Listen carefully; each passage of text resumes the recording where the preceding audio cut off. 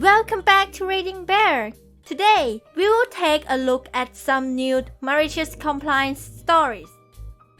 And if you enjoyed my content, please don't forget to subscribe to my channel and post some bear emojis in the comments. Let's go! The first one is titled, "No one's allowed in the office without a manager being present, okay." Prior to my retirement, I'm working a retail job with a quasi-state agency that controls retail stores in my state. In our old store, we had a buzzer at each register that rang in the warehouse in case we needed help, or a customer needed a case of something. Then the powers that be decide to move us to a new, bigger store. Of course, this being a state operation, while the store is much bigger, the staff is exactly the same. We now have 4 times the warehouse, 4 times the retail space, and the same number of people and hours. Everything is always, you need to do more with less. I got sick of this, and I'm a vindictive son of a witch by nature. I've been called the Iceman because I can ignore anything. So, if I was on the register, I stayed at the register until I was told to do something else. The managers were not happy. Then they started playing a game. One of the 2 managers on the shift would go back into the warehouse to check things, also known as vape. Vaping is not allowed in the stores. In short order, the other manager would join the first, and then the other 2 clerks would head to the warehouse, leaving me alone in the store. Now, at this new store, the powers that be had the buzzer to call the warehouse placed in the office instead of at the registers. Managers put out a memo stating that employees are not allowed in the office without a manager present. So, clue in malicious compliance, I keep ringing up customers, and other customers come to me asking for products that are in locked display cases. I inform them that they need to stick their heads in the door at the rear of the store and call for a manager. A manager comes out, talks to the customer, and goes to the office to look for the keys, then has to go back to the warehouse to get the keys off the other manager. Customers are not happy, and I proceed to tell the customers complain to the state complaint office. The managers go ballistic, demanding to know why I didn't ring the buzzer. And I simply point out that their memo says I'm not allowed in the office without a manager present. Bottom line, there wasn't a thing they could do about it. The next one is titled, "I have to meet with the area manager to explain why I missed a target." Sure thing. To set the scene, I used to work for a phone network in the UK in the late 90s as a shop salesman. The company had a problem with declining sales as they thought themselves better than others and people would pay the privilege of being with them. Well, the public didn't, and it showed.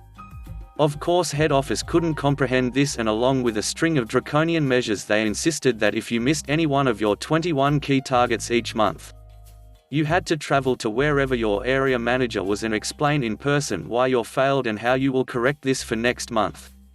And if you didn't, they started disciplinary proceedings. I and a lot of other staff realized the colossal mistake they made in the wording. First off, we could choose when to travel to them, and the company had to by law pay for it. They even said they would pay travel and other expenses in the announcement and linked to the government website stating it. Cue the maliciousness. I had actually taken a new role in a different industry and was on my 3-month notice. And this new policy came into effect in the first of the 3 months. And I missed one of my targets, for amount of accessories sold, by 2%. So I got the summons to see the area manager. I had been informed that there was a meeting of area managers to be held in Aberdeen, the far north of Scotland, in 2 weeks, so scheduled my meeting with him accordingly. Now I lived and worked near the other end of the country.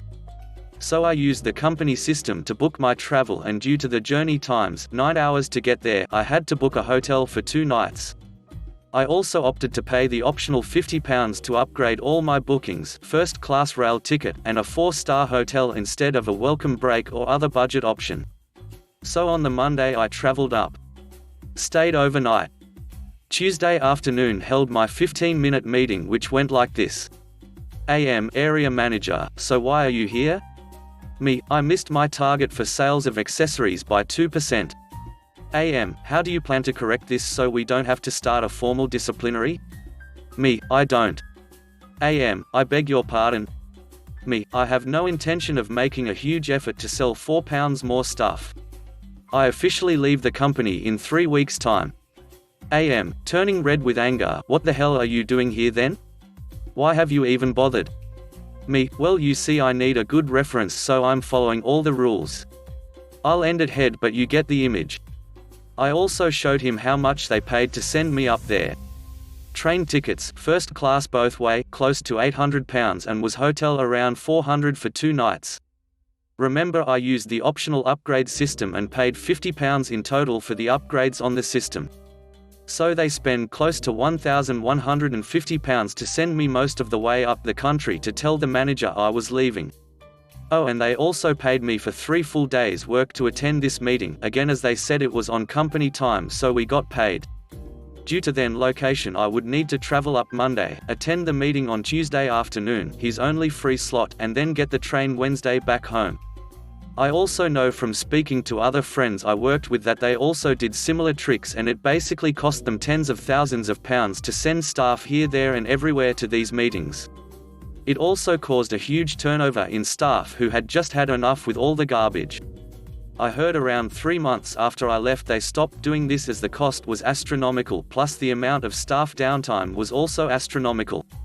The company has slowly learnt their lesson, mainly through replacing most of the top brass with people who has a clear idea of what they are doing.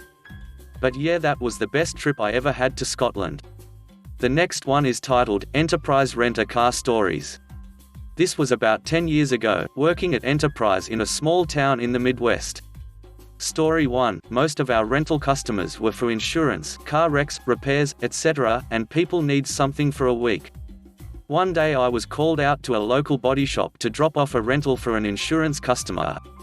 Different rental car policies offer different amounts of money, so someone with a nicer policy might get an SUV, while others only get an economy-sized car.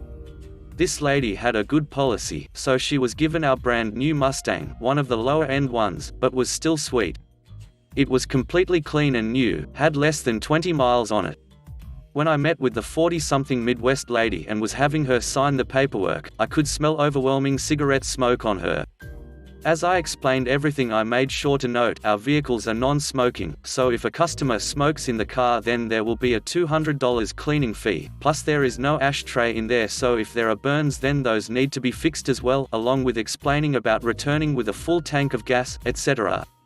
There were 2 signature spots, one for the overall agreement itself, and one specific for smoking.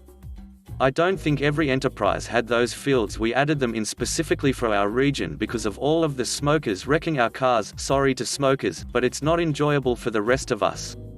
She signed the main spot, but not the smoking spot, and handed it back to me. Ma'am, I said, you need to sign and acknowledge our no smoking policy. She said she wouldn't sign it and wouldn't agree to it, and that I had to rent to her, and she could smoke if she wanted to, and not going to pay that fee. Knowing that my manager would back me up, especially since it's a brand new Mustang, I told her, I can't rent this to you, then either you need to sign or I am heading back to our office with our car. She calls my bluff and says, go ahead and leave, see what will happen. I shrugged and walked back to the Mustang and got in. As I drove away she looked absolutely upset and gave me the glare of death. No punishment ever came my way, so it seemed her threat was ineffective. Story 2. We had a young, 20-year-old-ish insurance customer come into the office one day that only was going to need the car for like 2 days. Despite it being such a short repair, she didn't want the first car we offered her, Corolla, which is what she drove. So our manager tried offering her another car, Jetta. She still didn't want that one, so he was like, fine, what do you want? He just wanted her gone. Apparently the issue is that she wanted a CD player in the car, and I guess many of the base model cars that Enterprise bought for the Midwest didn't pay for CD players back then. So our manager hatched a devious plan. Okay, can you wait 20 minutes? I can have them bring a car from another branch that has a CD player. She agreed and he went in the back office to call another branch nearby. The car he had in mind was a Chevy Aveo, which had a CD player. That apparently had been dropped off overnight by a customer and was covered in barf, and had spent all morning airing out. The manager whose store had that car had complained to my boss about it. It had been sprayed with some cleaner and had been given some time to air out, but it definitely had a not quite right odor to it. The girl didn't seem to notice as she drove away, happy with her CD player. We were surprised she didn't complain about the smell. I guess the CD player was all that mattered. Story 3. A hefty father and son wearing camouflage outfits and trucker hats came in to rent a car one evening. Ahead of time, when booking over the phone, they had specified very clearly that it must be an American car. We were in the Midwest, after all. We told them that we'd try our best, but we couldn't guarantee a specific car for a customer, only a specific class, size car. Unfortunately for us, when they arrived we didn't have any American cars for them. I tried offering them a Jetta, which was better than what they were going to get, a Malibu, and even tried offering them a Toyota Avalon that was fully loaded.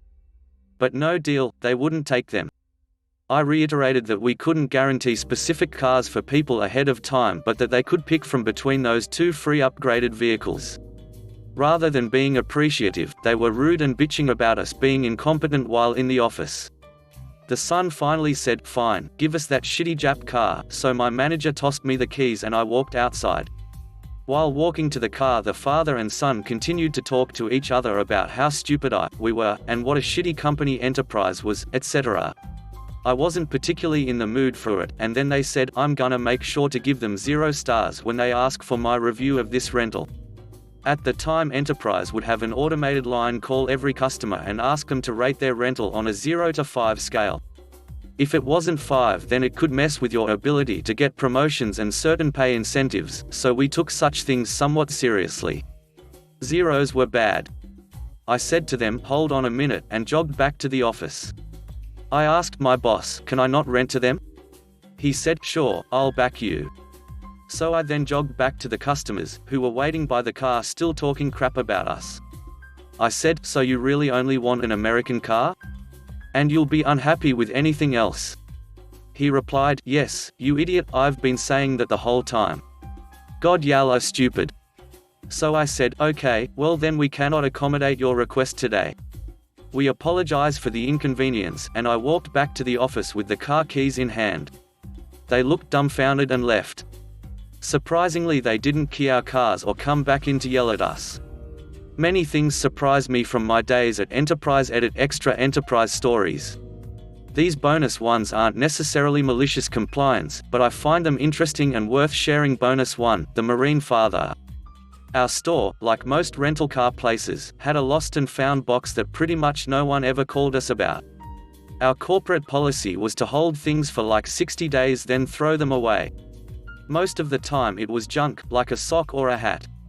Stuff that I have no idea why we would bother saving. But we would occasionally do a purge of the box, at which time employees could claim things on their way to the dumpster. The only sweet thing I ever got from these purges was a digital camera that was fairly decent at the time. Nothing high-end, but probably worth $150, which is a big score for a 22-year-old. So, one day we were prepping for our lost and found purge and I noticed a wallet on top of the pile, so it must have recently been put there. No cash or credit cards inside, but there were a number of personal things, a few pictures of people, a small note, a fortune cookie, a Blockbuster card, yep, 10 years ago, etc. There was enough there that I thought the person might want it back. Bored and being a good Samaritan, I figured I'd try to find the owner and return the wallet. Big mistake. The name on the Blockbuster card wasn't in our database, so they were probably just a passenger. Since that was a dead end, I figured I'd call the Blockbuster and explain the situation and see if they'd give me the woman's phone number listed on the card. After a brief chat, they gave me her hash. Surprisingly easy. Maybe I just sound friendly on the phone, or maybe the Blockbuster guy cared as little about his job as I did about mine. I called up the number and a woman answered. She said she was the owner of the wallet and confirmed the contents of it. She said she was shipping out as part of the military, and her roommate would come by to pick it up soon to mail to her. She told me the roommate's name and general description, which I wrote on a sticky note and put the wallet aside in our office. The next day the roommate came by, grabbed the wallet, and left. Seemed like the end. I had helped someone out. Right? Nope. A few days later a short 50-something-year-old guy came in. He was extremely muscular and had a short buzz cut, and was wearing a Marine Corps shirt. I went through my normal, "Hi, how can we help you today?" spiel, and he responded with, "Did you give my daughter's wallet to someone else?" I knew who he was talking about and said, "Yes, she told me to give it to her roommate." Apparently they weren't roommates, they were girlfriends, and in the intervening 2 days they had experienced a bad breakup with the non-deployed one, whom I gave the wallet to, holding all of the other girls' stuff hostage, including the wallet. I tried to explain that the daughter authorized it, but the short angry Marine father started yelling and threatening to call lawyers, call the police, etc. I was completely out of my element and caught off guard, and was stammering trying to calm the dude down. Eventually my manager came over and showed me the back of one of our contracts that says we are not responsible for any items left in our cars, even in the case of negligence or theft or loss. I showed it to him and said, please go, you can call the police if you want. He tried to argue further, but I just kept reiterating what the contract said. He left, and I never heard from the police or lawyers. Afterward my manager said, quit going out of your way for customers, it always will backfire. He was right. I did a few more, above and beyond, favors for people before I quit Enterprise, and they always bit me in the butt. I can safely say I learned my lesson. The next one is titled, You're a Cog, Know Your Place, and Only Do What You're Told. Okay. Yup, I'll assert myself twice and only twice. After that what happens is what they had coming despite clear warnings. Various things happened at the company I worked with, I won't go into much detail, but I was building towards an exit, a difficult position to replacement. I asked to transfer out twice as I do not plan to stay on in this capacity into our winter period. Essentially gave them 6 months notice. At 3 months in I suggested training a replacement. When I was hired my department didn't exist, so there was little to no training. I basically built it from the ground up and learned as I went, trial by fire. I liked the company, wanted my replacement trained for a smooth transition after I left. Management was furious at the notion of my suggestion and told me to leave management to management and basically know my place. So that's what I did, kept my head down, did my work, quietly removing any and all personal post-it notes I had tacked up around the office over the following weeks. Because much of my work was unsupervised, no one even knew these notes existed. If they didn't want me to train my replacement, I wasn't going to leave my materials behind as a guide. Put my 2 weeks in and was out before first snowfall. Coworker told me it was nearly 4 months before they found a replacement. The next one is titled, I'd be happy to get the chef for you. I am a manager at a restaurant. We offer a variety of different menu items, much like an Applebee's, but we're better. One of my servers comes to me with an issue about a customer stating, this guy at my table is upset because he thinks we served him raw salmon. I walk over with my server following behind, and before I can greet anyone at the table, Mr. Guy shouts, this guy served me raw salmon. Are you people trying to kill me? He's pointing at the server, who has nothing to do with how the meal is prepared. I politely asked the man to lower his voice and we can figure this out, whatever it takes. He isn't having it and is getting louder and is beginning to cause a scene, grabbing the attention of the other guests. I grab the salmon off the table to get it out of his face as my server brings a menu over. Sir, why don't you take a look at the menu while I take this to the back, pick out whatever you'd like and it's on me tonight, I explained, wishing I could smack him with this dead fish. I head to the kitchen with salmon in hand and we begin to dissect it to see if it really was raw or not. It was not even close, in fact it was a little overcooked. After myself and the other managers in the kitchen discussed the a-hole at table 45, my server lets me know that Mr. Guy is headed this way and he doesn't look happy. Before I continue, Mr. Guy is about 6'1" and built like a shaved bird, bald-headed with a wife beater on. He is standing outside the kitchen demanding every one of my employees that he speaks with me, and he's using profanities which do not fly with me. I hastily grasp the situation and tell him that he needs to quit cursing or I'm throwing him out. This did not sit well with Mr. Guy. He gets in my face and shouts, I'm not leaving until I have a chat with the guy who cooked my salmon. Sir, I'd be happy to get the chef for you, give me 1 moment. I hurry back into the kitchen and grab Tony, explain the situation, and we both walk back to the front of house together. Tony is a 6'4" very large black man with a do-rag on and a toothpick hanging out of his mouth, sporting a Samuel L. Jackson bad mother ducker look on his face. Mr. Guy's demeanor does a 180 in an instant. He looks at me and quietly says, I'm sorry for cursing, we'll take the check. I printed out his check and he scurried back to his family, paid for his meal, tipped my server $15 and left. I never saw him again. The next one is titled, Those 4 Delicious Words. So a few years back, I worked at a local movie theater. It's a tiny little deal, a 2-person concession stand and a single screen, but it was the only theater for 30 miles in our tiny little town. Because of that, as Aldo the Apache would say, business was a boomin'. Our theater also ran a promotion, a rewards card for $40 a month that allowed you a free movie and a $1 popcorn per week.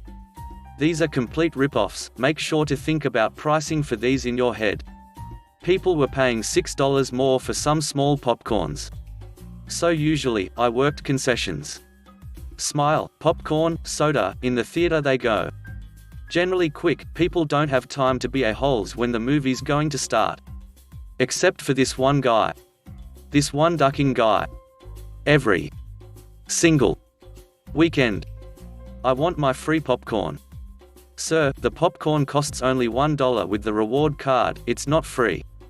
No, it says free, give me my free popcorn. Sir, it costs $1. Run around in that circle for 2 minutes before he starts yelling, then cancel my ducking rewards card, just cancel it then, can't even get my free popcorn, blah blah blah. Usually I just bought him a popcorn out of my own pocket and sent him on his way just to get him out of my hair. It's only $1. Until the day my manager was off on vacation, and made me acting manager for the week. Saturday rolls around, he comes in, give me my free popcorn. It costs $1. Then cancel my card. Oh yes. Tap tap tap on the register, okay sir, that'll be $7 for the movie ticket. What?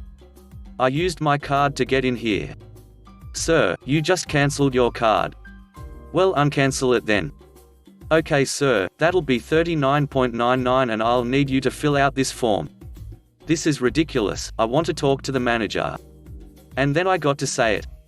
The only time I got to say it the entire time I worked there. Sir, I am the manager. The next one is titled, Make It Fast I Need to Beat Traffic. Long time ago. When you grow up on a military base, you are pretty limited to a job as a teenager due to possibly missing curfew and having to explain why to a, at that time, MP and risk getting your active duty parent in trouble. Anyway, I got a job bagging groceries at the PX on base, like a super target but with way better stuff. We were only paid in tips, so we basically hustled to bag and help people out to their car. One night, a lady who reminded everyone she was a brigadier general's wife was super rude to the cashier and to me. I bagged her groceries and helped out to her car, and she proceeds to open the driver door and say, "Make it quick, I need to beat traffic." Then gets in and closed the door. No tip. So I decided to make it quick. I put a watermelon on top of her eggs, I took the super sips out of their rings and put the huge pack of Pepsi on top of her Wonder Bread. The fastest loading job I ever did. The last one is titled, I Need a Letter to Poop. I worked at a call center and was told my time in the bathroom was a bit high. You were allowed 7 minutes a day and I had about 10 minutes a day while on company time. I had started new medication and a side effect was going to the bathroom. I was pulled into an hour meeting saying I need a letter to continue to use the bathroom, otherwise I would be written up for excessive use. I said company policy states if they request a letter they pay for it, but I was told in the meeting that no, they would not pay for it. Gave me bullcrap about since they are doing me a favor I have to pay for it. It's $20, so I paid. However, this gave me free reign of usage. So now I slowly upped my time in the bathroom. My friend in reporting was shocked of the amount of time I spent in the bathroom. If only they would have paid for the letter could have been avoided. So now I was paid to shit and they couldn't do shit about it.